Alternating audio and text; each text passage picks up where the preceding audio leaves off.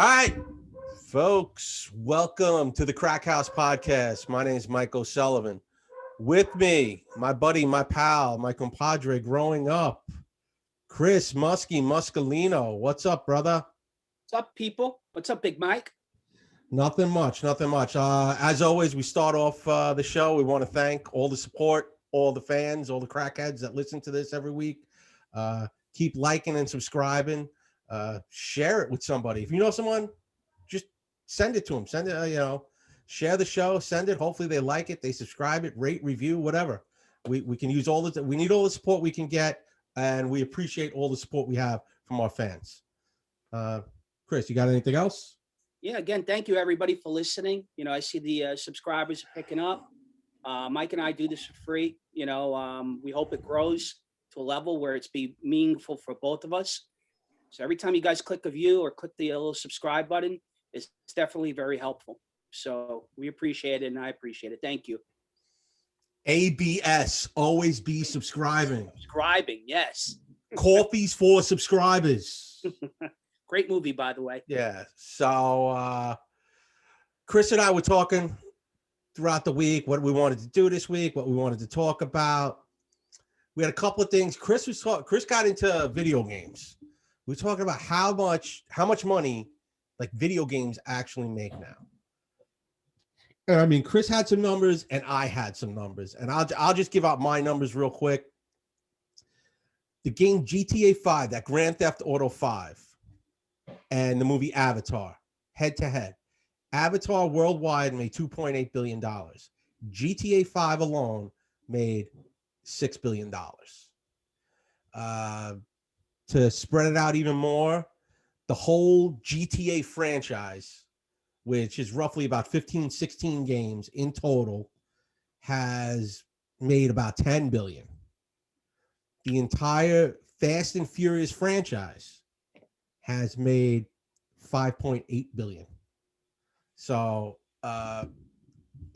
why be a movie star when you can just sit at home and play on a computer and make video games? I think it's, and now you don't even, and think of the overhead saved making these games. There's no actors you got to pay. You pay a couple of voice people to play like the same. It's like The Simpsons. They have like 8 people that play 80 different characters. You hire 3 or 4 people to do the voices. The music probably doesn't cost that much either. And whatever it costs to make the game. Say if the game just costs $50 million to make. Look at the money they make. So me and Michael were talking about this last week. I have some numbers to throw out, but we're really going into the bigger type of the bigger picture of this, and the effect that COVID had on it as well. My wife is a saint. She puts up with all my bullshit. I could basically murder somebody, to paraphrase an ex-president, and she would have no problem with it. But the reality of it is, if she saw me playing a video game, she flipped out, because she kind of envisioned it, as far as me taking attention away from her. Drives her crazy. But to put things in perspective, Mike, that aside, the video game industry I mentioned to you earlier is now bigger than the music, the movie, and sports, the global sports industry combined. So think about that for a second. Before we went on, I looked at the numbers there. So they do $179 billion worth of business in the video gaming industry off 250 billion gamers. Now think about that for a second, what I just said to you. It's not only bigger than the movie industry. You mentioned Avatar. It's bigger than the movie, music, and sports. And not just here in the US, globally. And it just got bigger with COVID. So everybody was at home last year and a half, whatever. And kids are, communicating, and people communicating through these machines more. And this thing is like it's like a snowball, that just continues to grow and grow and grow. And I think even after COVID's over, it seems like it's a trend that's been really kind of growing more and more, even without COVID. Oh yeah. People don't want, people didn't want to leave their house before COVID. I mean, the way we have everything set up now, you order groceries to your house. You could order everything to your house. You have Grubhub. Right. You don't have to go anywhere anymore. And now with video gaming, like, you don't even have to go out to buy the game. You don't even have to buy the tangible game itself. You just have a system and you just download whatever you want. And it's not even, downloading games, you can download music and movies on top of it. It's one giant entertainment system now. Think about when we grew up in Astoria. I mean, you called your friend, you went to ride bikes, you went to the park, you played ball, you played sports. These kids have been locked up for the last year and a half, and I'm sure everybody out there who's got kids understands what I'm saying. You're hanging out in your house with your wife or spouse, significant other, and you hear 3 a.m, your kid's screaming upstairs, or he's talking to a friend, and they're all on these games, whether it's Fortnite or Madden or GTA or FIFA, which is one of my bigger things, which I'm going to go into an example in a second. And, we kind of talked about the effect of COVID on society. We got sick, how it affects it, like what you just mentioned. I don't really think things are going to go back to the way it used to be. I think that this stuff is here to stay, whether it's Grubhub, Amazon, whether it's the video game industry. I think people are now accustomed to this kind of stuff. I'm going to talk to hopefully if we have some time, I'm going to talk about cryptocurrency. Now all of a sudden the US dollar is kind of becoming or going the way of, maybe, the wayside, where you're now going to be able to use digital currency in the way that you buy stuff, whether it's, food or, entertainment, whatever it is. So we can kind of talk about that too, but I just found it interesting that statement that it's bigger than all 3 of those things combined is really mind-boggling. I mean the designers are smart now. It wasn't like I said, man, when we played Atari when we were kids, you could finish a game probably in like a day, like figure out a game. Now they make these games where think about a sports game. You can play a whole season. You can play an actual season. You trade players. Just the playing online now. Imagine if me and you, 35 years ago, I would just call you up at your house. All right, man, let's play Missile Command together. I remember going to your house playing Pac-Man or the new Star Wars game or any of those. Things. We used to go back and forth with that, and then it delved into like the video game. Like I got a good buddy of mine who I went to St. John's with. He sells refurbished video games. Where the stuff that we used to play in the arcades. Remember how big those are for the people that are probably anywhere between the age of 35 to like 50 who grew up in Astoria. You remember Pizza Palace and the the video games there, or Super A and Whitestone. And then it delved into Sega, right? Sega Genesis, I guess, in the early 90s, late 80s, and Nintendo, right? Mike Tyson's video game. And then, the graphics have just gotten better and better. And now to the point where, I was watching something last year when COVID first broke out and there was no sports on. These e-gamers were basically simulating leagues and playing like, in the soccer leagues or in Madden, you'd have a guy from like the New England Patriots play like a guy from the New York Giants, or like they were playing these big soccer matches on FIFA where, a guy from Manchester City who played for them would play like a guy from Manchester United. Yeah. And it was pretty cool. And then, obviously there's a whole nother layer to it. There's a competitive level in both of those games. Some of these games where, some of these streamers, like you and I do this YouTube channel, it's growing. There's a kid, I mentioned this to you a couple of weeks ago. He's from the Netherlands. He speaks no English. He plays the game that I'm really into called FIFA 21. And he had this winning streak, on a competitive level. You can play in a tournament every weekend where you match up against the best of the best. This kid speaks no English. And he streams videos. He gets about 300,000 views per video. And this is all on Twitch? This is all on Twitch and on YouTube. His stuff is out there. Kid's name is Anders Verjeng or something like that. But anyways, I watch him because I try to be a competitive player. I'm nowhere near his level, but make a long story short, the kid went 560-0 in competitive play, which is unheard of in that game. It's very hard to do between disconnects and a level of competition.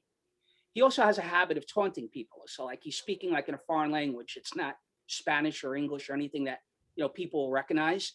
And he taunts people, which is big in some of these games. So when he lost a couple weeks ago, there were a whole slew of videos, and it basically trended on Twitter to the point where I showed my wife and I'm like, I can't believe this. This is a topic on Twitter. It was like almost like 1990, or 91 when Tyson lost. Think about that. That was the big thing for us. Yeah, I mean, you have all these, like a kid like him. It's the same thing when like some TikToker comes out with a dance. You're like, Right. who is this kid? It's some kid that lives in Minnesota that does this, and now 50 million kids across the United States now have to do that dance and have to repeat it. Like you said with GTA, I mean, in Avatar, I mean, I think there's going to probably come a point in time where these people are going to exceed the revenue, of like actors or musicians or entertainers.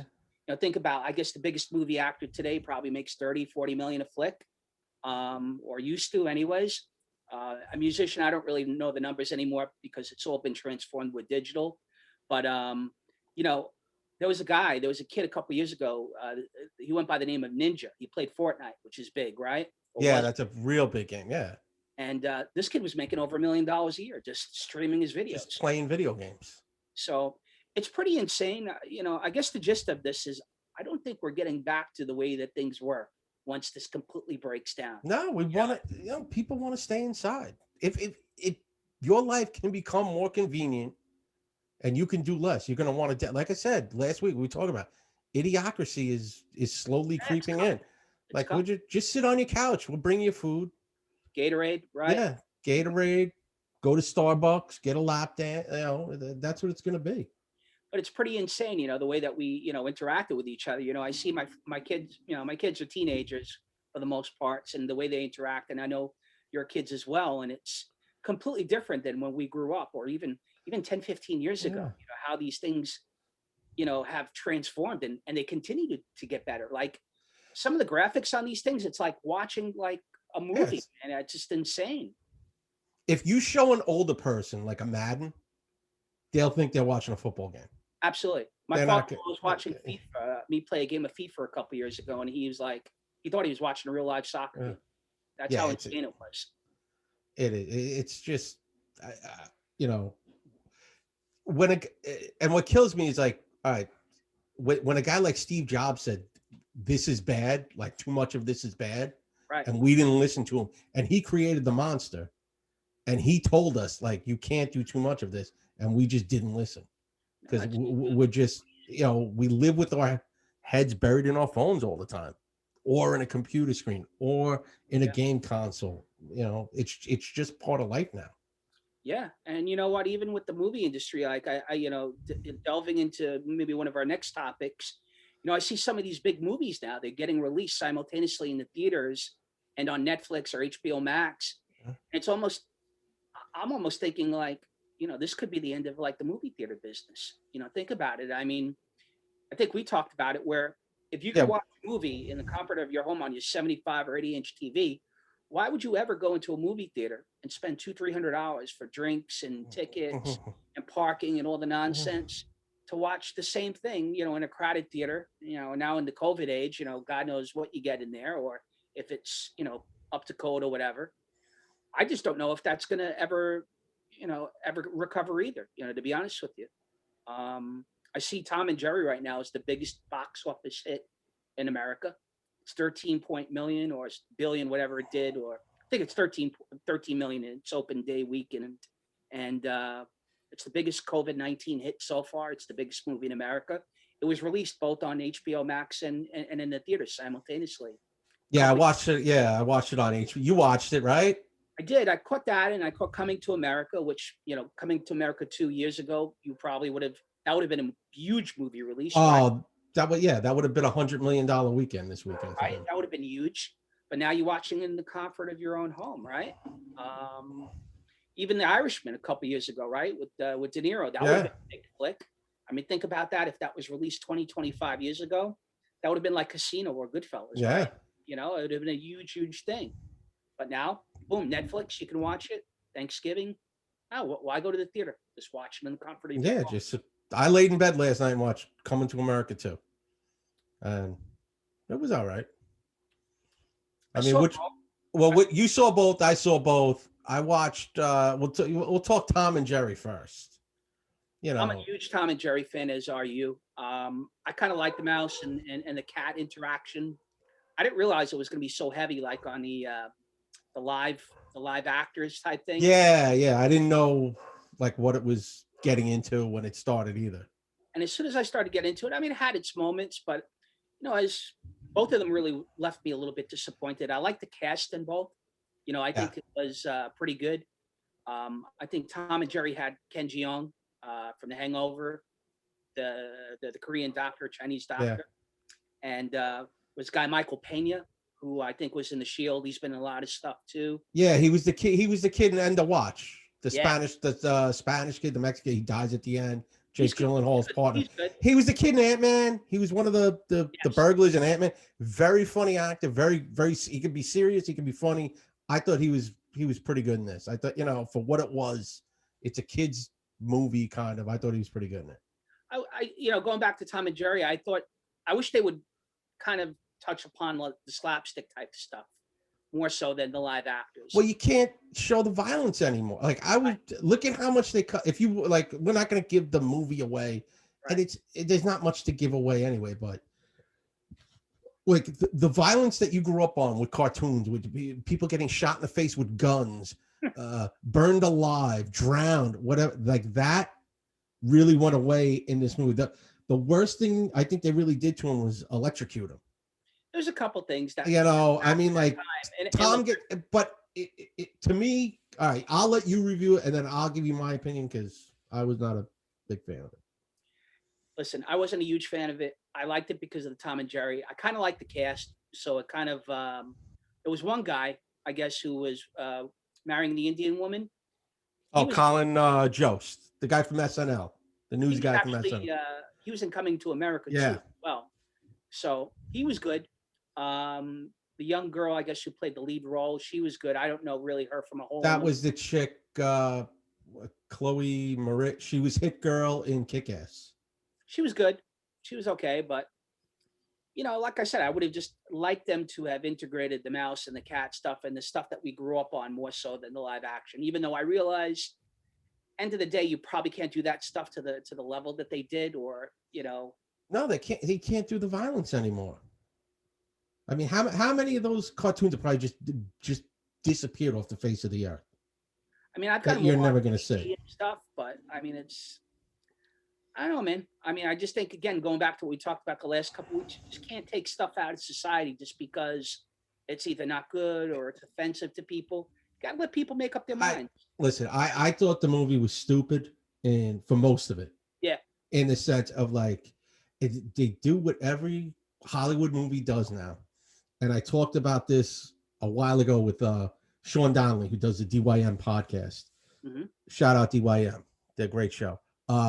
Where you can't have bad people anymore in a movie. You can't have a bad guy. Think about, all right, not giving away too much. Michael Pena kind of plays like a bad guy in it.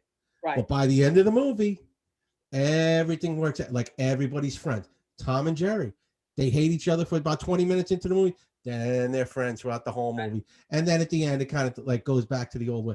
But it's just like these stupid endings. Like the bigger the star, usually, if you watch a movie with a really big star and he's playing the bad guy, by the end of the movie, he finds all these redeeming qualities and he becomes a good person. And that's pretty much what they do with every movie. Like we said, Michael Pena was kind of the bad guy, and then it all works out.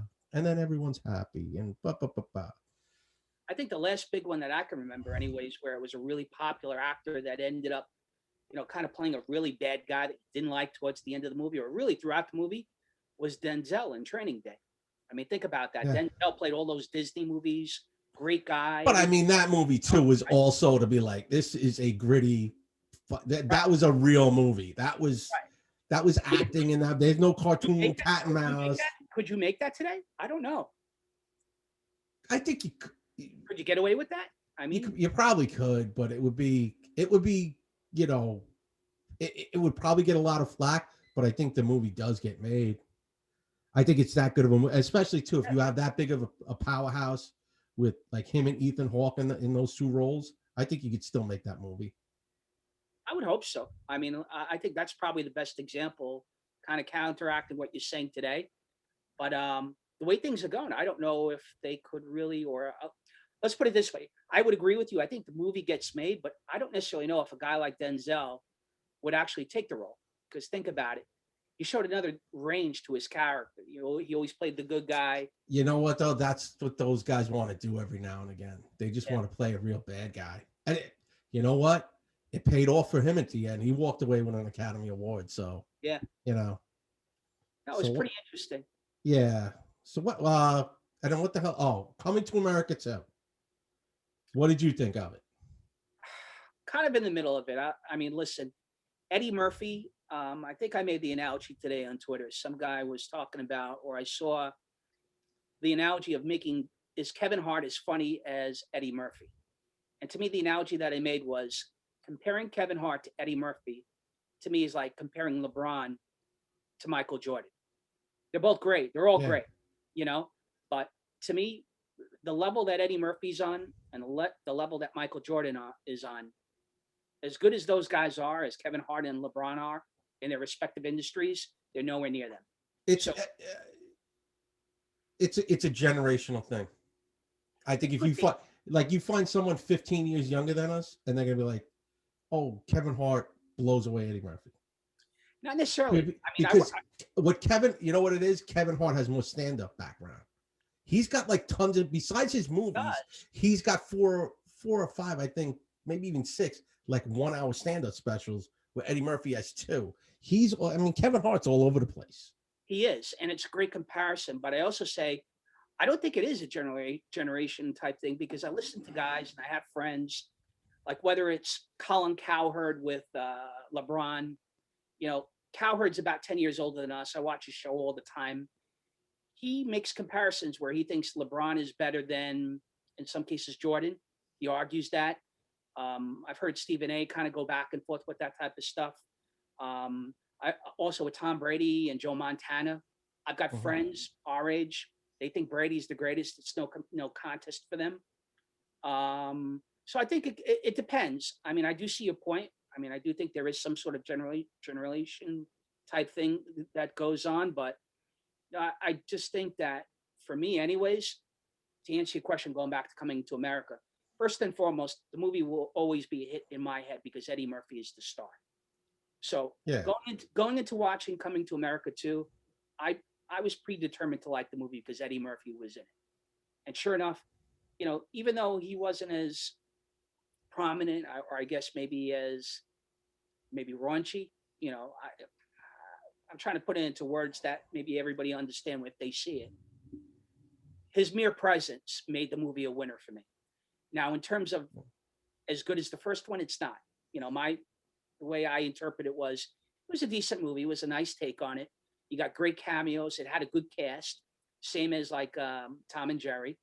I think actually the cast was better than Tom and Jerry. You know, you had the girl from Saturday Night Live, the big girl.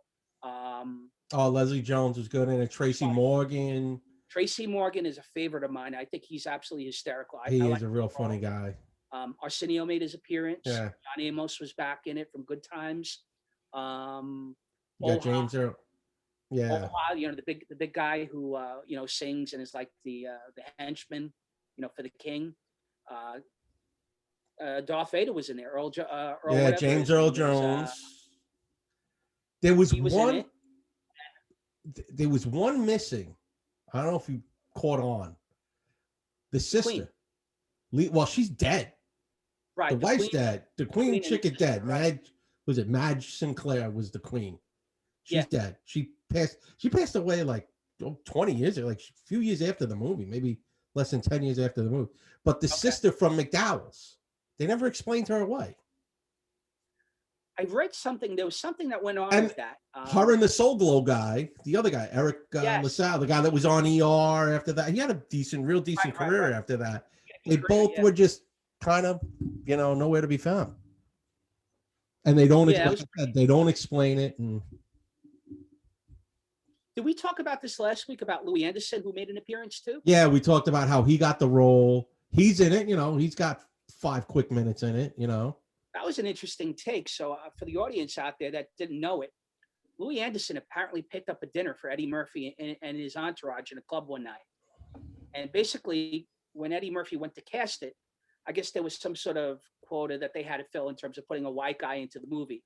And they put Louie Anderson in it. And Louie Anderson swears that the reason that he got the role is because he picked up a $600 tab for Eddie Murphy. He says it was the best $600 that he ever spent. It's pretty interesting. He had his 5 minutes of fame. The story was a little disjointed. I mean, they kind of show in the beginning it was some sort of continuity.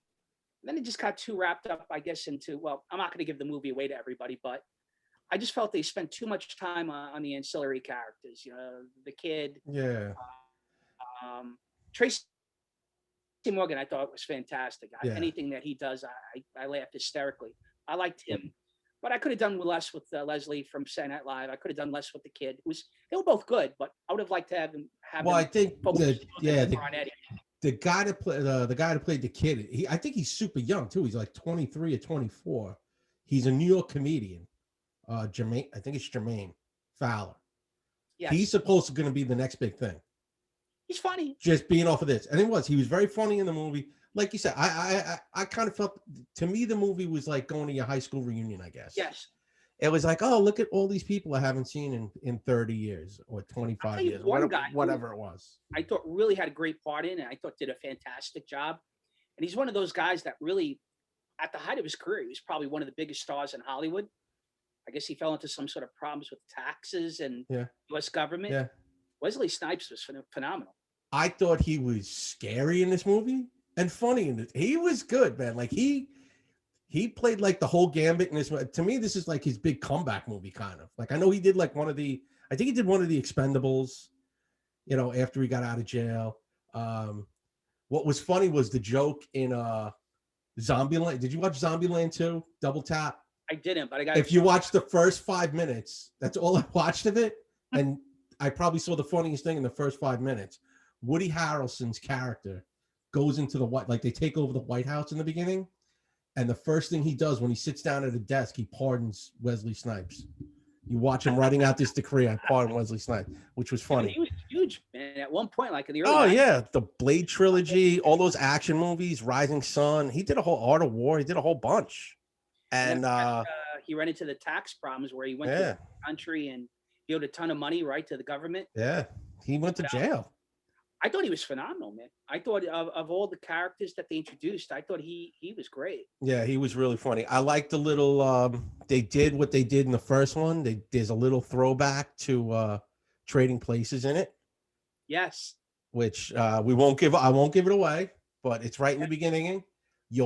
If you can't figure it out, shame on you, because it's right in your face. It's really funny. But yeah, the movie, if you're of age and you saw the first one, then you're gonna love it. You'll like this movie because it's all like pretty much everyone is in it from the first movie. And Mike, you hit it on the head. I think it's like a high school reunion for people. Like you haven't seen people in 20, 30 years.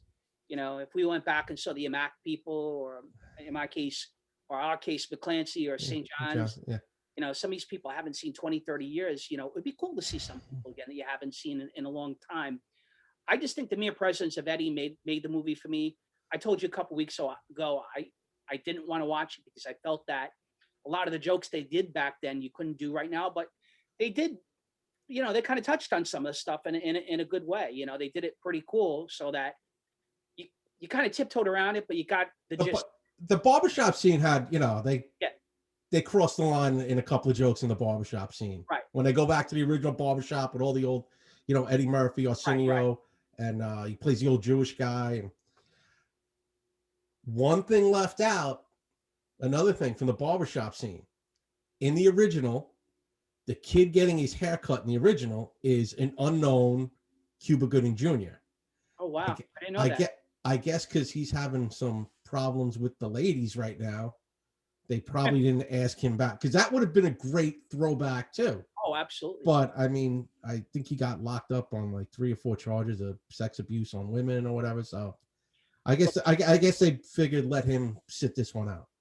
My take is, look, if you're an Eddie Murphy fan, you definitely got to check it out. Arsenio's in there too. They're great casts. There's definitely, it's enjoyable. Will I say it's the greatest thing since sliced bread? No. I think the first one is hands above what we talked about last week. It's very difficult for a sequel, God bless you, to be better than the original. I thought it was okay. Yeah. Let's put it this way. If it was in the theaters, I probably would have gone out and spent $20 to see it in the theaters if it was released like it was 30 years ago. Um, would I recommend it to people if I went and spent 20, $30? Probably not. I would have said, Mike, it was cool, but I would wait for it to come to DVD. That would be my. Yeah. I read a few people I read online said the same thing. Like, I don't know if I'd go see this in the theater, but sitting on my couch enjoying this wasn't too bad. Right. So I check thought, it out. yeah, definitely check it. I thought both movies, the Tom and Jerry one and this one, they were entertaining on some level. They had good casts. Like I said, if you're a fan of either the cartoon series or Eddie Murphy, I think it's definitely worth your while. All right. So we're done with our little movie reviews for the week. Chris, I was going to ask you a question, and maybe you can enlighten the audience on this. You recently refinanced your house, correct? Yes. Why don't you explain to everyone what you did? So mine was a unique situation. So I've owned my house for about 15 years. Had some stuff that was involved in the refinance that was pretty difficult. I looked for many years, different places, different, institutions to try to help me. A lot of these places were either unhelpful or they just didn't know how to resolve the situation. And without really going too much in the semantics of it all, I came across a broker friend of mine. I was a stockbroker for many years, back in the 90s and early 2000s. For those that know me, I worked with this guy, and he figured out my situation. And he helped me. He helped me refinance in a very tough situation. He got all the things that I needed done, and he was very helpful for me. I plugged his name a couple times already. It's Cardinal Financial and Jay Cristiano. And basically, in a nutshell, Jay helped me refinance when nobody could figure out my situation or help me. Got me a great rate. He was very hardworking. He made a couple conference calls that were involved in getting the refinance done that a lot of people didn't know how to do. So, look, I've plugged his name a couple times already. I can't stress enough, if you're looking to buy a home or sell a home or refinance or anything along the lines of, in the real estate, having to do with real estate, he's definitely your guy. He's a very hardworking guy. I've known him for about 30 years. He's a very street smart guy. He comes from Flushing, Queens. If you have a situation where you need a little help, he would be the guy that I recommend to you. I've said his name in passing. I'm going to give you his telephone number now, which is 631-339-0853. Please give him a shout out. If you have any needs, I can't stress enough how helpful he was for me and my family. And hopefully he can help one of you people out as well who are listening. And just on a side note, it wasn't just me that he helped out. I think one of my neighbors actually saw his name on a website called Smithtown Moms that my wife patrols or patrons. And make a long story short, I guess she saw his name through there. She asked for a recommendation. I gave it to her, and he helped her out as well. So it's not just me that he helped out, but my next door neighbor. And just so you know, generally speaking, when you talk about referrals, I'm not getting paid by Jay in any ways or anything. Neither is Michael, to the best of my knowledge, of any of the people that he puts out there. But you generally don't refer people that you're not confident in. So I wouldn't tell people to use this guy if I wasn't confident in his ability and his professionalism and his integrity. So listen, I can't stress enough, if any people out there are listening to this and need help, please give him a call. He's a great guy, and he's very professional. He'll help you out. All right. Chris, what's that number one more time? 631-339-0853. All right. Go check Jay out. You need some help with your house? Check out my man Jay. All right. Back to the show. All right. Going from refinancing houses to kids getting touched. Let's go to Woody Allen. You really didn't watch the documentary too much, right? You said you caught like bits and pieces of it or whatever. Pieces of it. It's really tough. Look, for me, it's difficult because I'm not a huge Woody Allen fan. I watched his movies like anybody else who's a fan or, is in our age bracket. I thought he was moderately funny. I caught the gist of it. I definitely know how it, I think is going to end. You had a couple interesting takes of it. I kind of saw the same thing as far as the pictures that you're going to mention. Um, listen, I mean, at the end of the day, I mean, I think when the thing is all said and done, you're probably going to get some sort of confirmation like Michael Jackson years ago, where if you're a fan of his, you're probably not going to be too happy with it. If you're not a fan of it, Yeah. it's probably going to confirm everything that you believe, about him. Yeah. It's just, I mean, he's just he just comes off on this thing as a real creepy guy. And then as they go into it more, you start to, they have like a lot of, I guess, movie scholars, whatever you want to call them. They get interviewed and they start bringing up, watch every movie he does. And it's pretty much like 99% on. Every movie he's in where he's a lead or one of the characters in it, his female co-star is like 25, 30 years younger than him. Yeah. Like it's like the first movie, Manhattan. I mean, Annie Hall, they're kind of probably maybe like a 10-year difference, it looks like. But I mean, Manhattan, they break it down. The character he plays in Manhattan, he's 42. And Mariel Hemingway, Hemingway's granddaughter, I think it is 17 years old in the movie.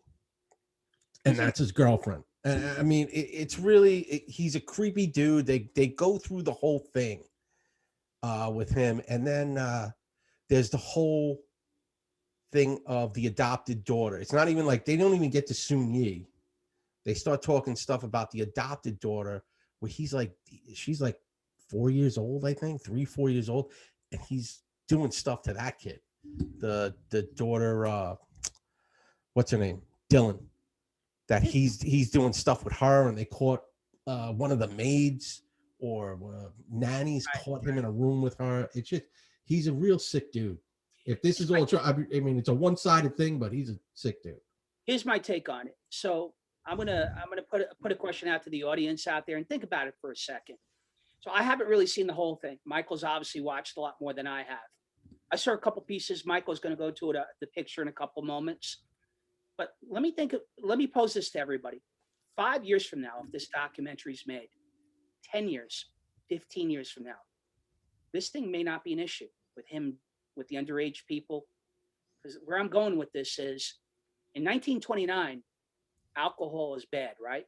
1 year later, no problem. You can drink, right? 20, 30 years ago, homosexuality, taboo. Now, no problem with it. Transgenderism, right?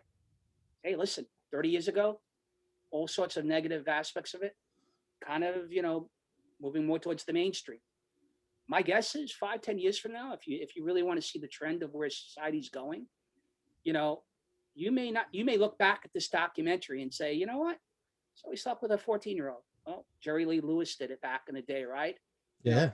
Elvis, right? Mm-hmm. You're looking at it now and saying, wow, this guy's a creepy, you know what? But 5, 10 years, 15 years from now, if this thing was made, I don't know if you get the same reaction. Think about weed for a second. We're probably on the cusp of marijuana becoming legalized in all 50 states at some point over the next 5 years. You're in ex-law enforcement. I get caught with a brick of weed. What's happening to me, Mike? Well, now you gotta, if you get caught now, you're fucked in New York. But like you said, who knows 5 years from now down 5 the years, road. 10 years from now. Have a good day. Right. Have a good day. See you later. Right. So I guess what I'm saying with Woody Allen is, we're talking about it. We all kind of know the gist of it. I'm probably going to go into a little bit more, watching when I have a chance later today or what have you. But I think it's kind of the framework of time. We're talking about 2021. In 2031, you may look at this documentary and be like, no big deal. Right? Nah, he's still a fucking weirdo. I do too.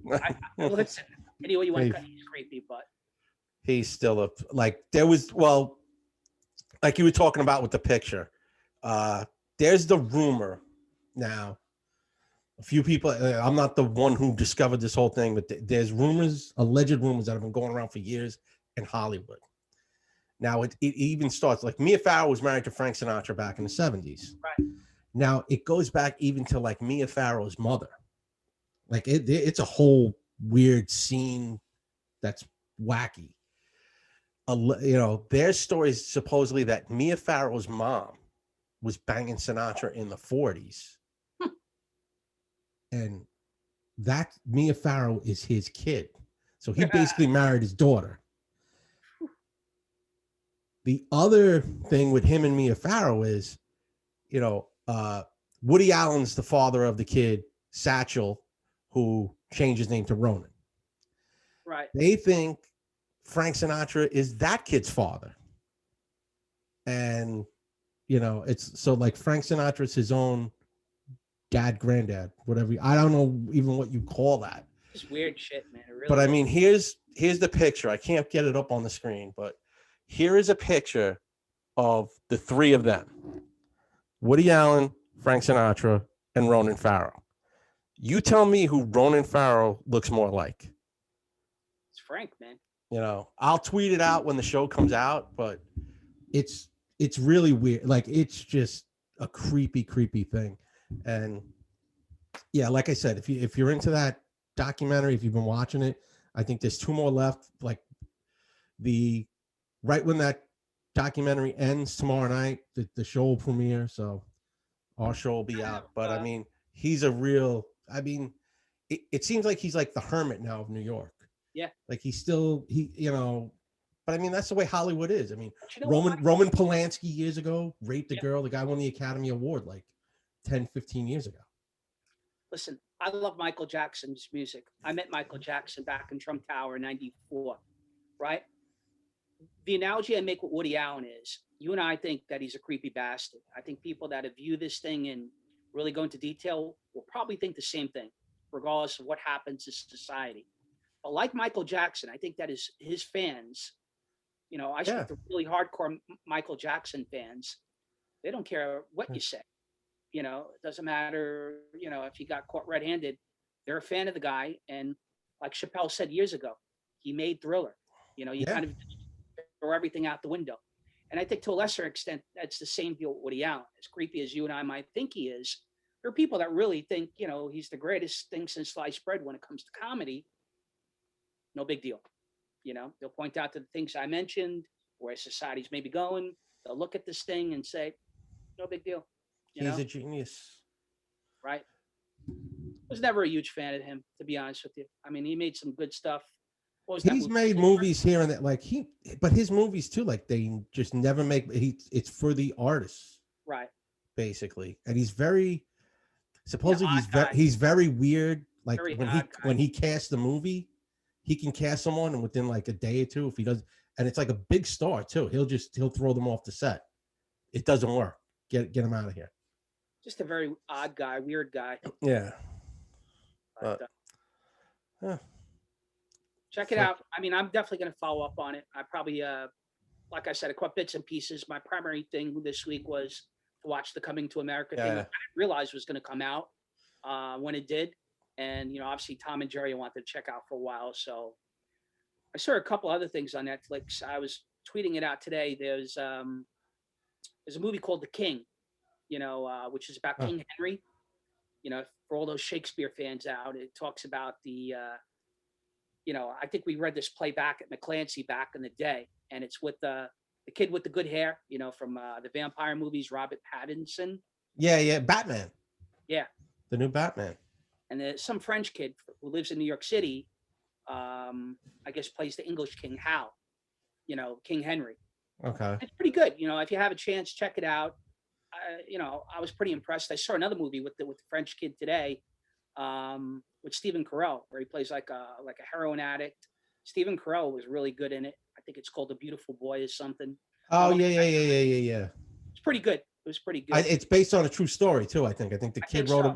The father or the son wrote the book about it. Like, pretty interesting. Dealing with addiction and everything. Yeah, I want to throw that out there. And I think we talked about this morning on Twitter. I was going back and forth. I saw a couple things, some cancel culture updates going back to what we talked about before with Tom and Jerry. So allegedly, Pepe Le Pew and Speedy Gonzalez are now under the gun for, quote, promoting rape culture. Which all right. Pepe Le Pew, I get. I can get on the Pepe Le Pew. What did Speedy Gonzalez do? No idea. I think a little bit had to do with the negative stereotype, I guess, of him and Hispanic people. I mean, I don't know what it was, but allegedly they're saying that that character promoted, I guess, rape culture. It was really weird. I mean, if you really want to go back, I mean, to the Tom and Jerry for a second, how many things that they left out of this one that if they did today, you'd be finished from the African American maid to is you ain't my baby, and he's why wasn't that in the movie? That pissed me off. I forgot to bring that up. Right. The best song he ever sang when every time Tom tried to bang like one of the woman cats, female cats, and he would play the bass. You thought it was going to pop up. He plays the goddamn piano in the movie. Right. So stupid. And they don't sing. They don't talk throughout the entire movie. That's like one of my favorites of all time. Yeah. Hit it on the head.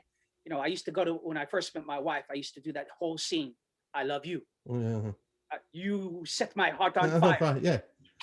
Yeah, they couldn't light him on fire. Yeah, right. The mouse couldn't light him on fire. Right? Yeah. So I saw that stuff this morning, and I didn't really get into it, as far as what, Pepe Le Pew I got, but, it was just, going back to what we talked the last couple of weeks, it's just, where does it end, man? I mean, you could literally spend time and time just delving into this old stuff, which I'm sure there's offensive stuff in it all, but Speedy Gonzalez is just a mouse on cocaine, basically. He's just like running around Mexico and, Speedy alone, bro. I mean, yeah, it's going to be Wile E. Coyote and the Roadrunner. Who knows, man? It's just pretty insane. I guess you could say he got me pewed. And I keep on seeing stuff with this guy. Another guy I think I mentioned to you a couple of times is this Mr. Pillow guy, Mike Lindell. He's got the big pillow company out of Minnesota, and he's a weird guy. Listen, some of the stuff seems a little bit interesting. Some of it's a little far-fetched. Some of it I happen to agree with, but he's getting sued by Dominion, the voting machines. He keeps on claiming that there's voter fraud. Look, I've got my opinions on what happened, a couple months ago. I'm sure everybody out there has to, one way or the other. But I guess this guy, he put his opinions out there, and he's now getting sued by Dominion voting machines for slander, for basically saying the machines yeah. And then I was watching some of the CPAC thing last week, where the ex-president was giving his speech, and I guess he was on an interview with Newsmax, and I guess he was saying stuff that will get you now thrown off Twitter, or if you mention any anti-vaccine type stuff or any stuff along the lines of election fraud, Twitter gives you a warning. And then I think one of those topics, if you do it often enough, they throw you out completely. So I guess what was happening was this guy was getting interviewed, and I guess Newsmax or one of these outlets said to him, shut up, stop, because we're going to get, the whole feed is going to come down if you continue. YouTube or Facebook are going to cut the feed off. And he kept on going and going and going. And his thing was, they cut his mic because he was jeopardizing the show.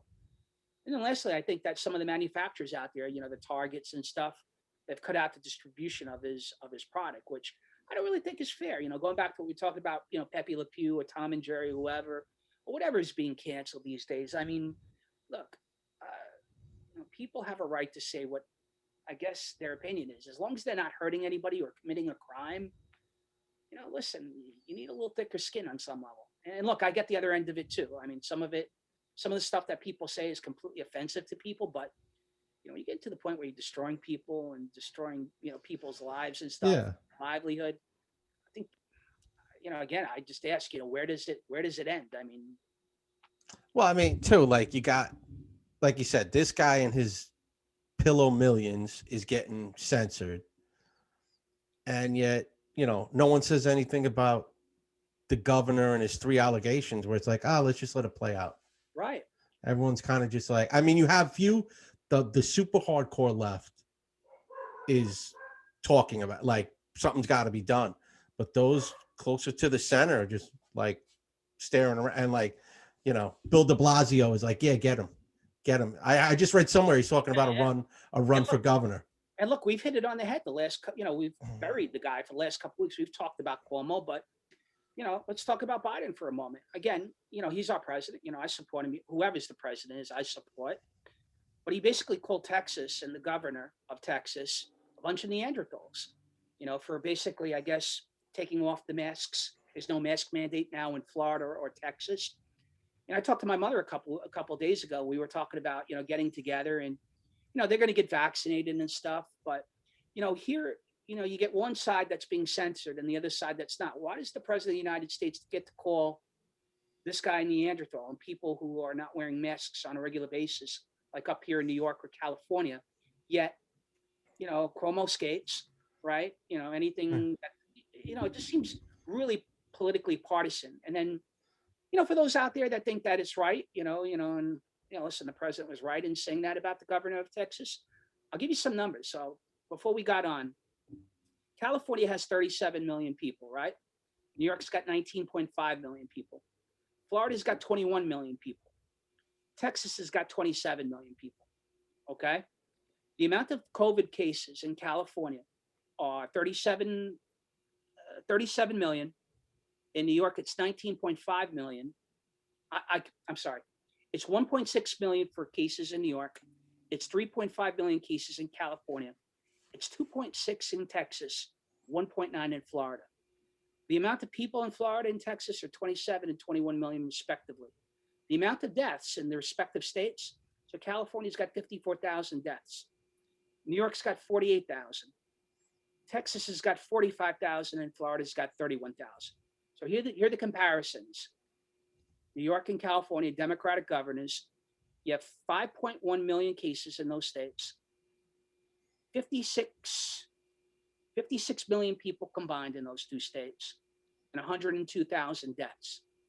In the states where, quote, the Neanderthals live and now are basically living normal lives, you have 4.5 million cases. You have 48 million people and 76,000 deaths. You tell me who's the Neanderthal. You tell me whose numbers are better. And it's the Texas, Florida guys that from the beginning have done things differently than we have up here or in California. Yet you got the president calling these people Neanderthals, and you got a guy like Cuomo kind of, you don't say anything about it. So, again, when you come back to cancel culture and when you get into politics on some level, and I'm sure some people will, take umbrage with that. It just seems a little odd, man. And if you really look into the numbers, it's really effed up in my. Well, opinion.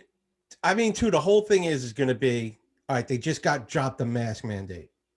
Now, here's the thing: if they see an uptick of 3%, they're going to get hammered. Sure. We told you not to take the mask off. So that's where the whole thing comes from. This isn't anymore about vaccinations or wear a mask. They want a cure.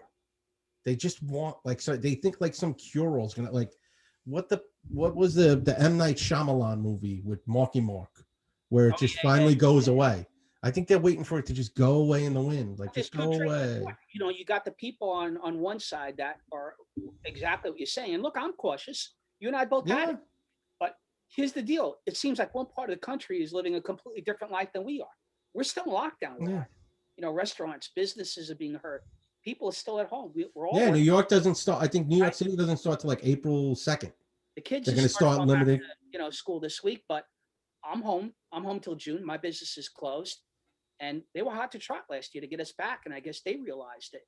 California's had, initially it looked like a good idea, but their lockdown has been really more onerous than New York's.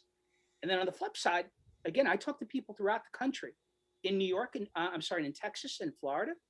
These people, they've been running around for the last 6-7 months. Like it's almost not 2019.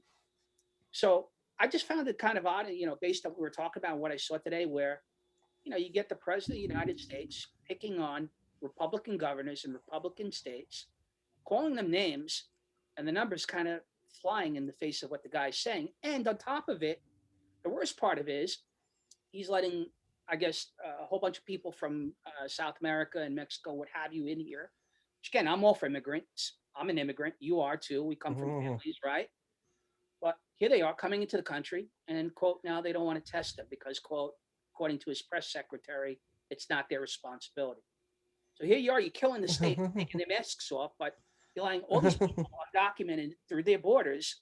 Nobody's testing them. Nobody knows what the hell they have or if they have COVID or not. And then you're getting a response saying, not our responsibility. So again, look, I'm behind the guy. He's the president either ways. I'm sick of the divisive bullshit. But when it comes to cancel culture and one-way thought, again, and maybe maybe I'm blind. Maybe I don't see the other side, the other point of view. But when it comes to any of this stuff, I think you got to have two viewpoints. I mean, you really no. I mean, it's just certain things. When Biden comes out and says he wants to shut it down, it was like he's helping the country. When Trump did it a year ago, he was xenophobic. I mean, it's like, come on. They're both trying to do the right thing in the sense of trying to save lives. Now, like I said, every state's going to be different. Some states want to open up. So there's going to be another. That's what everyone's waiting for. Everyone's sitting around now. Like CNN is waiting for that 10% spike in Florida and Texas, just so they could have some other doctor on and say, "See, we told you so." And guess what? It's not we changing. told you, because the reality of it is, these guys have been. Look, I was talking to people in Florida last year over the phone at my business. They were in restaurants, man, 6 months ago. And again, I'm not a business owner. I don't own a restaurant, but I can tell you this much. If I owned a small eatery or a restaurant or a bar or whatever, I'd be pissed, or a church for that matter, right? If some of these places got completely shut down. And, when you see, some of the stuff what happened the last year or two where some stuff was allowed and these places, it would make me pissed off. And it would make me even more pissed off if I had relatives or friends or new people in states like Florida or Texas or parts of the Midwest, right, that are completely opened up. It's like literally, if you went to Florida tomorrow, you'd be living a normal life. You'd be in a restaurant. You'd be, with your friends. You're not walking around with a mask, which again, I have no problem with. I mean, we talked about it. I have no problem being cautious. I don't want it again. I don't want to spread it to anybody. And I definitely don't want to spread it to, to loved ones or family or whoever. No. But, again, when you talk about science and the numbers, I just read you guys the numbers. The numbers are telling you that those people down there have got the right ideas. And if they didn't, you'd see much higher numbers in the opposite way. But whatever. Take a look at it, folks. I mean, don't take my word for it. Look at the numbers. Pretty interesting stuff either ways. Now, I wanted to also talk to you, Michael. I mean, going off the topic, I think we kind of hit the politics on the head here, enough this week. I'm sure some people out there are probably sick of, hearing my voice or your voice, with this stuff. But how about this Clubhouse thing? So I sent you an invite a couple days ago, and it's pretty interesting. For those that don't know about Clubhouse, it's some sort of basically like Twitter type, Facebook type event, social media platform where you can only get invited. And basically, instead of communicating with people like through text, it's through voice or audio. And the interesting part of it is you could be in a room with anybody ranging from like an Elon Musk or a Bill Gates to a MC Hammer or an actor, it's all wide open. So I got invited by somebody I used to work with who now works for the company. They gave me an invite and I sent Michael the invite. I kind of bounced around for a couple of hours. I didn't really find anything really interesting other than I was in a room with MC Hammer, him talk, which was pretty cool. But, I found it pretty interesting. I wondered, if you what your experience was with it. I bounced around. I couldn't find anything. But you know what it was too? You sent it, when I got it, it was late at night. Mm-hmm. So I went in, I bounced around a little bit, couldn't find anything. And then I just haven't done it since because I've been running around doing everything else. And it's I don't know if it's something you got to do in like the middle of the day or at the end of the day. Is it certain times when people are having these discussions? Because it seems like it's just a random pop-up thing.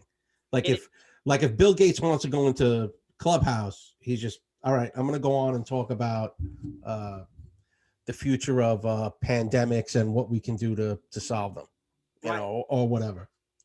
I found it pretty interesting. I was listening to the Joe Rogan podcast, and I heard one of, I guess, the comedians, Tim Dillon, Long Island guy, was talking about it. And I found it pretty interesting. And I made a request to get on it. And you're not getting in unless you get an invite. And I think once you get in, you only have 2 invites. So it's not like you can invite the entire family. But it seemed pretty cool, and it definitely seems like it has some upside. And again, like Twitter or like Facebook, well, more so Twitter than Facebook, because Facebook is really just confined to the people that and family and friends. Whereas like Twitter is more of like a direct response with people. I think it's almost like it could be potentially like Twitter on steroids. Yeah. Yeah, Whereas the way where you're getting that like direct interface with some people. Because I know, yeah, there's some rooms you can just listen, and other rooms you can actually interact. But yeah, yeah, to be in a room with like an Elon Musk or Mark Cuban or whoever else, one of these billionaire tech guys, it's got to be interesting just to listen and hear their takes on just economic trends, as well as just life in general, how they live their life. speaking of economic trends, I mean, for all those in the know or have heard about it, Bitcoin and these cryptocurrencies. Look, I'm an ex-finance guy. I was a broker for many years. For many years, I think this was a joke, a running joke with this cryptocurrency and the Bitcoin stuff. And essentially, what it is, it's basically a way to transact, through a digital dollar or digital currency. So Bitcoin has gone from like basically 1,000 a share or $1,000, in US dollars to $50,000 in the span of about 5 years. And the reason I bring it up, going back to Mark Cuban for a second, Tesla and Apple are now making it so that if you want to buy an Apple device or an Apple car, which is in the rumor, or a Tesla vehicle, Yeah. you're going to be able to use it by purchasing it through Bitcoin, through digital currency, which, going back to what we talked about before, I think because of COVID, people all of a sudden, you're going to be less likely or less inclined to transact using, you know, hard currency, and people that aren't walking around with gold bricks in their pockets. So this is the next best thing. And it's interesting that when you get companies like Tesla and Apple that are now making it available that you can actually buy stuff with this cryptocurrency, I think it's got some legs. And also, I wanted to make mention that investment firms are making recommendations in it. Hedge funds, they're buying it and they're offering guidance on it, which is a huge precursor to how it gets implemented into the financial markets, which has been avoided like the plague for the last couple of years because Now, it's like a joke. like a quick question with that is, all right, it's $50,000 or whatever it is a share now. Right. Are there other cryptocurrencies I can get into right now that are like 3 cents a share, Yeah. 5 cents a share, and So then just pray that it goes up to, thousands of dollars? again, I'm going to throw it out there. I'm not an investment guy anymore. I'm not a financial person. So disclosure, take this at your own risk. I bought something called Dogecoin. Dogecoin is it's basically a joke cryptocurrency that was made about 7 or 8 years ago. It traded for about a fraction of a cent up until December. And basically, Elon Musk started tweeting on Twitter about the thing, Dogecoin to the moon. And basically, it ran up from like a fraction of a cent to like 8 cents a share back in February. And they're running me. Well, it's not a joke anymore. I mean, the thing has potential because Mark Cuban, him, Snoop Dogg, the guy from Kiss, and Elon Musk have all made huge investments into this thing. So they've bought up tons of it. And some of them are talking about it like it's a joke, to teach their kids about finances and stuff. But I read today, Mark Cuban is now making it so that you're going to be able to transact business in his arena. And it's now getting implemented in NBA arenas where you can buy this thing. So to answer your question, Mike, I, I bought some of it. I bought some of it with an average cost of about 5.5 cents a share. The way I look at it, it's like a lottery ticket. I didn't put anything I couldn't lose in it. But the reality is, if the thing trades to $1, I have a nice little hit on it. God forbid it does what Bitcoin did and go to 50,000 a share, which is probably not likely. Probably it's got more of a chance at this point to go to zero, but let's say it doesn't. In 5 years or 10 years, I can tell you based on my little investment, and it's a small investment, quote, if my mother's looking at this, don't get angry, Ma. My wife's looking at this, don't get angry. I can tell you this much. If it hits on that level, I'm going to be a multi-millionaire 10 times over. So, look, I look at it this way. It's like a penny stock almost. If it hits, great. If it goes to zero, don't play with more than you can afford, but 5 cents a share, what's the downside? And the way I look at it is, you got people like Elon Musk, you got guys like this Snoop Dogg. I don't know what their investment is in it, but they did put money into it. So, I mean, there were a couple others as well that trade a little bit higher, but to answer your question, I think anybody out there that wants to put a little foot out there and make a little bit of a bet, and that's really what it is at this point. But I can tell you this much: for these guys to all of a sudden implementing it in their arenas, and the NBA taking interest, it's got a little legs. Yeah, and these guys always want to be meta, and they want to be on that next level. So, I would say crypto definitely has legs going into the next 20 years. Explain that word you said, Mike. I hear that all the time in the meta. You're trying to be like the next big thing. Like you're ahead of the curve. You know what it sounds like? You know what the acronym stands for? No. It drove me crazy because I watched these FIFA videos where these kids talk about the meta, right? It's most effective technique available. Yeah. So that's what meta stands for. Yeah. And I hear it all the time in these YouTube channels. I'm like, what the heck are these kids talking about? Meta this, meta that, meta that. I think some guy I knew answered the question for me years ago on Facebook, and that's how I found out about it. But look, I think the whole cryptocurrency, if you told me this about 2-3 years ago, I talked about it with my friends here and there. I never in a million years thought that Bitcoin would do what it did. And guess what, guys? The thing is trading about $48,000 to $50,000 right now for one Bitcoin. There are analysts out there that are predicting that it could be $65,000 by the year's end, and they're predicting that this thing could eventually be $100,000 within the next year or two. And this is not coming from guys like me. This is coming from like big investment firms, people who do this shit for a living. So it's worth checking out. I wanted to mention it to I saw it today. I thought it was worthwhile. And going back to some of our earlier episodes, all those out there, the truth is out there, or whatever the X-Files logo is. Baker Mayfield apparently had some sort of UFO sighting a couple of days ago, which he posted on Twitter.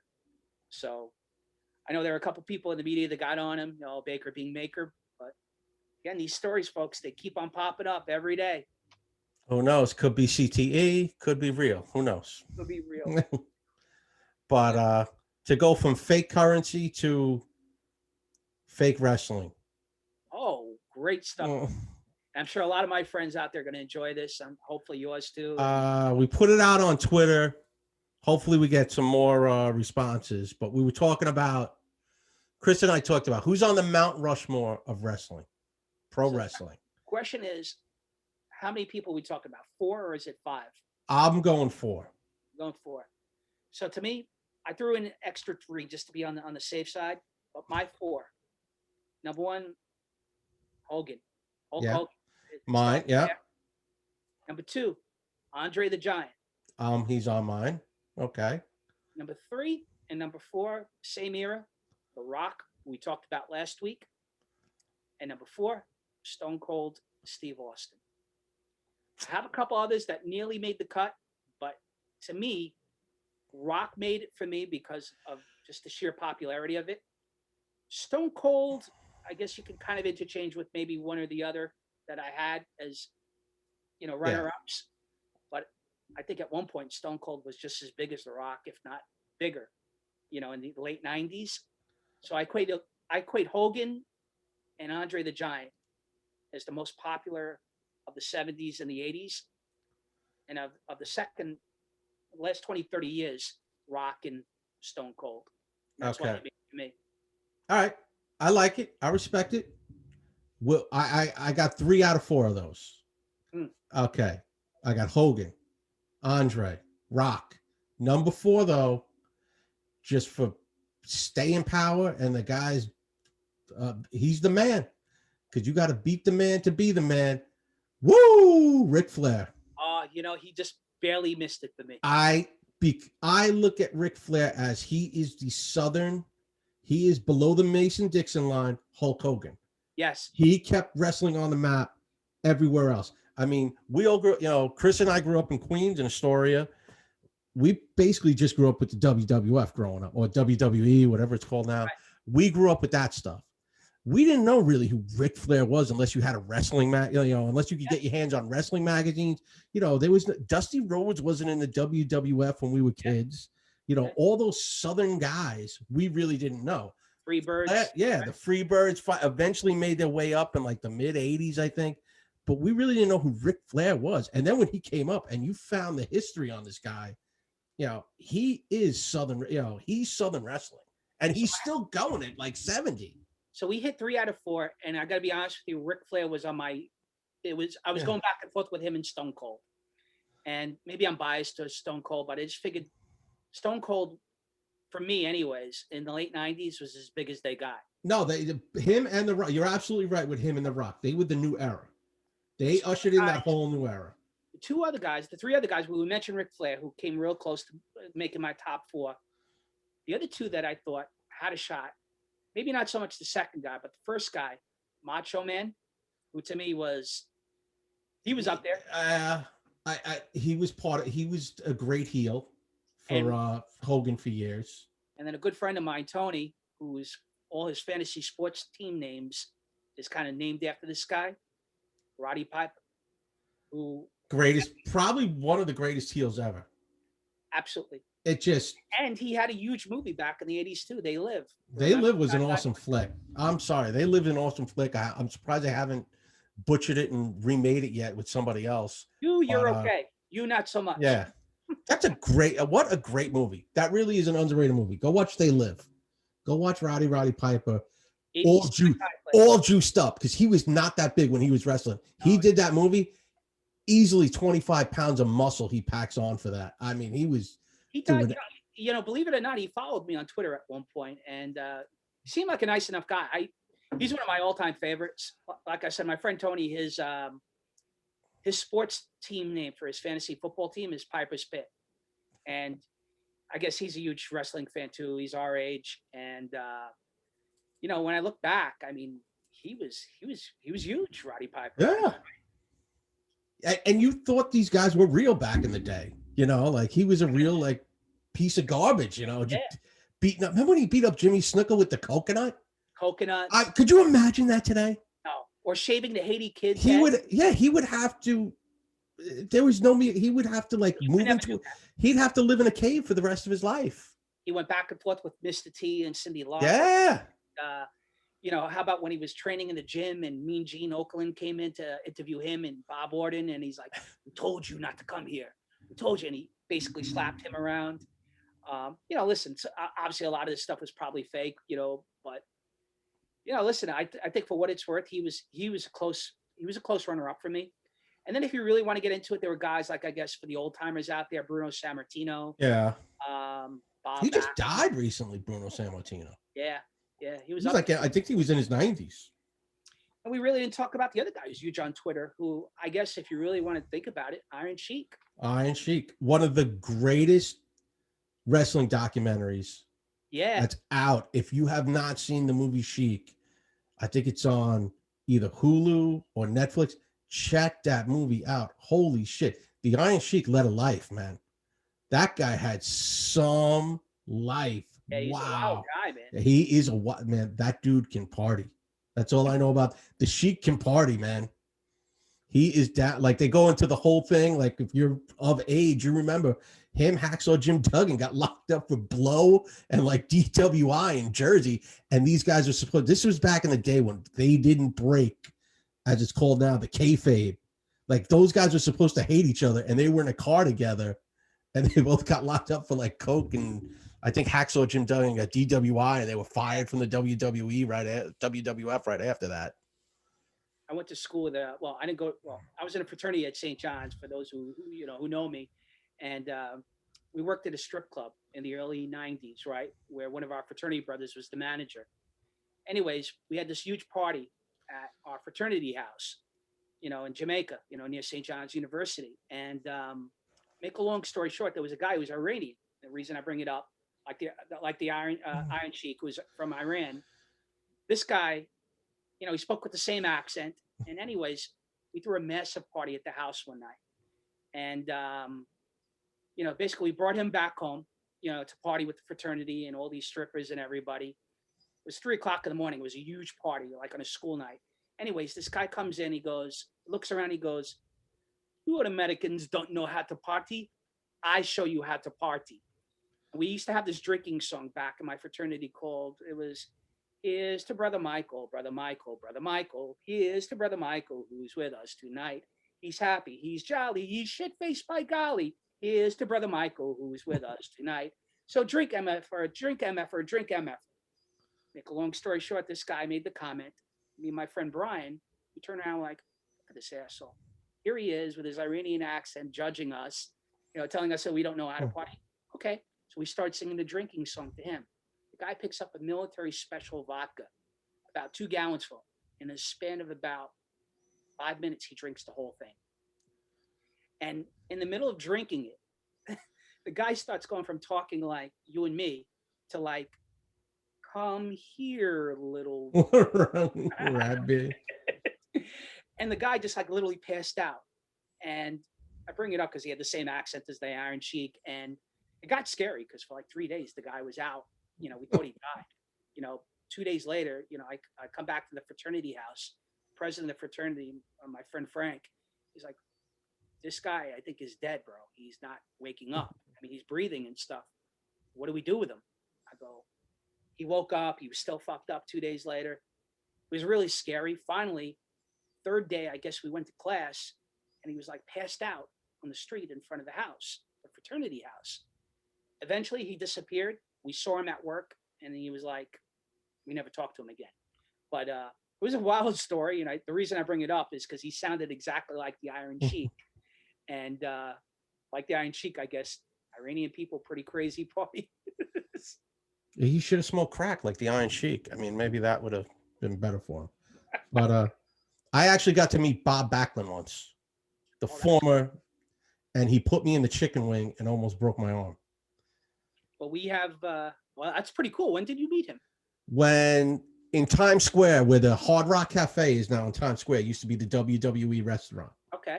The grand opening for that, I did it as a detail as a cop 25 years ago or whatever. Wow, okay. And he just came walking by, and one guy goes, "Yo, that's Bob Backlund."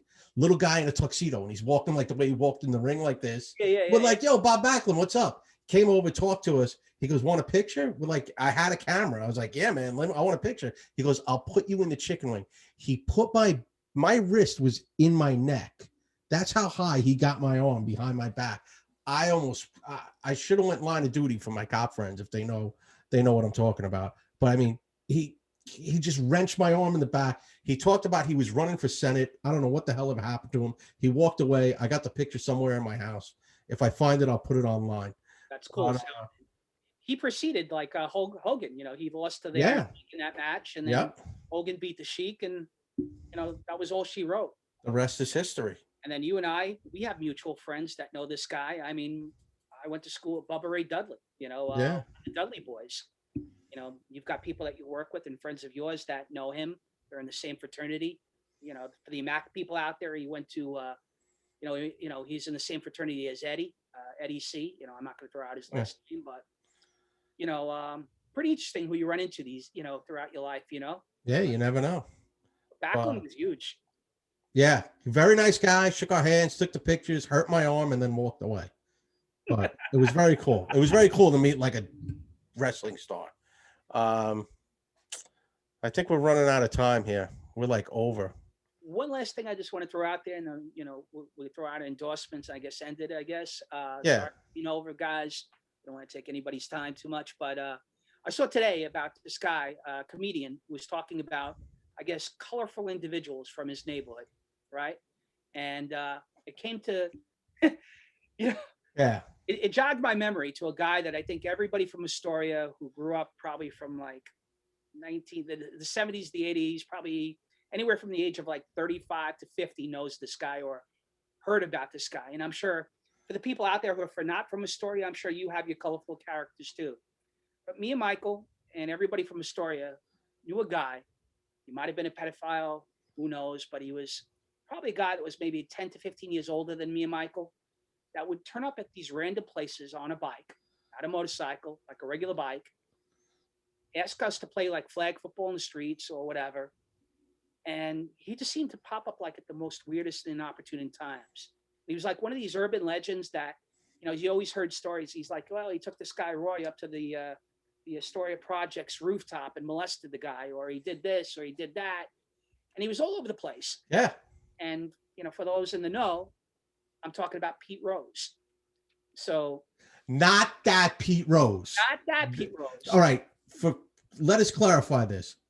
This guy's name was Pete Rose. Why was he called Pete Rose? He looked exactly like Pete Rose. If you Google a picture of Pete Rose and put this guy's picture next to it, you couldn't tell the difference. He had the bowl haircut. He had like the little gap in the teeth. Remember he used to wear a Reg jacket? Yes. He used to wear a Reg jacket. Like he played the part, and he rode around Astoria in a 10-speed, and he would show up at like basketball courts, play pickup game, football. He was a whack dude. There was something up. Anybody out there, from Astoria, drop us a line at Crack House Pod. Drop me a line on my Facebook page. If you got my Facebook page, we want to know what the hell ever happened to this guy. If anyone knows the story, I guarantee there's a few people from our class at a Mac that graduated with us that still stay in Astoria. I'm sure Big Pat, you know who I'm talking about, Big Pat. You've been you're the mayor of Astoria. You should know whatever happened to this guy, right? Pat, let us know what happened to this guy. And for those out there that don't know, when me and Michael say a Mac is Immaculate Conception. It's the church that we grew up with, where we went to grammar school. Some of the audience out there, obviously they went there with us. So that's what we're talking about when we talk about a Mac. But I'm gonna think about all these different colorful characters that we grew up with, and we'll try to throw out maybe a random one here or there, in future episodes. But I saw that today, and the guy said something about, I guess their colorful character was called Billy Joel. Yeah, that was it's Chris DiStefano's Twitter site. If you don't know who he is, he's a real funny comic, real funny guy. He's a Ridgewood kid. He went to I think he's a Malloy kid. He graduated from Malloy. Okay. Played I think he played some college basketball too. But real funny guy. Go check out his Twitter page, Chris DiStefano. I pissed my pants. He said something to the effect of like, Billy Joel, this homeless guy we called Billy Joel, was drinking out of a puddle and then proceeded, I guess, to take his pants off and take a dump in the middle of the street, or something to that nature. And it made me think of this guy Pete Rose for whatever reason, and all the conversations I've had with me and Michael's mutual friend Matt, and obviously Big Pat knows what I'm talking about. But anybody out there who knows what happened to this guy, he was a colorful character, to say the least, in the Woody Allen vein. Let's put it that way. If this guy was alive, like if he was around today doing there would be, people following him. He'd be on like Facebook pages, like, keep this guy away from your family, your children. Right. With that, Chris, wrap up what you got, baby. Yeah, man. So we threw out Jay, as far as earlier, Cardinal Financial, 631-339-0853. I want to throw out there two regulars that I've been pumping the last couple weeks. Please, patronize La Familia in both Plainview and Smithtown. And again, I explained what was happening with them a couple weeks ago. DJ Chris Clash, that's my personal DJ business. Please, if you have any music needs, COVID's going to come to an end at some point. I'm sure everybody's ready to party. Got St. Patrick's coming up a couple weeks from now. Mm-hmm. Maybe me and you all talk off the air about that.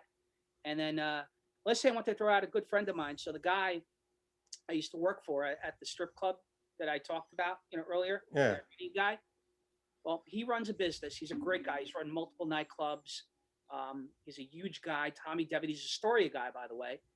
And Tommy runs a shopping business. So basically, if you don't want to go into a supermarket and shop for groceries and stuff, Tommy has a whole team of people, himself included, that will do it for you. His business is called Shop Dumpling. It's shop.dumpling.us /TOM769. And his telephone number is 917-559-8264. Give him a call. For some of the folks out there that, are a little hesitant with COVID still and don't want to go into a supermarket, or they don't want to order through Amazon or, DoorDash or whatever, check Tommy out. He's a local guy. He's from Astoria. I think he's in Nassau County now, but I'm sure, if you have a need and you reach out to him, he'll help you out. All right. As always, Crack House Pod at Twitter, the Crack House Podcast _ between the words the Crack House Podcast at Instagram. Check me out, Michael Sullivan on Facebook. My buddy Jack, I Can Paint. Check out his work. He's always available for commissions. SOF Bad Monkey, Paulie and the Boys, Vets for Vets. And if you're in the Greenwood Lake area, go check out the Irish Whisper. Always a good time. Joe will take care of you. We'll see you next week. I don't know what we're going to talk about next week, but I'm sure there'll be a lot to talk about. Chris, thanks for joining me as always. And we'll see you next week. Bye-bye.